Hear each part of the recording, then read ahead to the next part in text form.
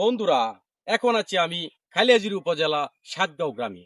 আপনারা যে রাস্তাটি দেখতে পাচ্ছেন, এই রাস্তা দিয়ে মানুষ বৈশাখ মাসে শত শত মন ধান বাড়িতে নিয়ে যায় এবং যারা ধান বিক্রি করে, এই ব্যবসায়ীরা এই রাস্তা দিয়ে, গ্রামের এই রাস্তা দিয়ে সব ধানগুলা মানুষ নিয়ে যায়।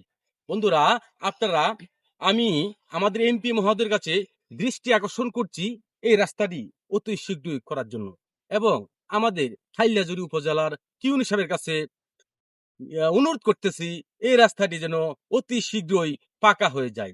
এই রাস্তাটি পাকা হলে আমাদের গ্রামের মানুষ ধান, গরু বাছুর, ছাগল সবগুলা নিয়ে যাইতে সুবিধা হয়। তাই আমি আমার এমপি মহোদয়কে দৃষ্টি আকর্ষণ করছি অতি তাড়াতাড়ি এই রাস্তাটি করে দেওয়ার জন্য। তাহলে আমাদের সাতগার মানুষ খুব উন্নয়ন হয় এবং এই গৃহস্থরা এদিক দিয়ে দান, শত শত মন দান নিয়ে যেতে পারবে। বন্ধুরা, আপনারা সবাই কমেন্টে আমার কথাটির বক্তব্য জানাবেন। সবার কাছে অনুরোধ রইল।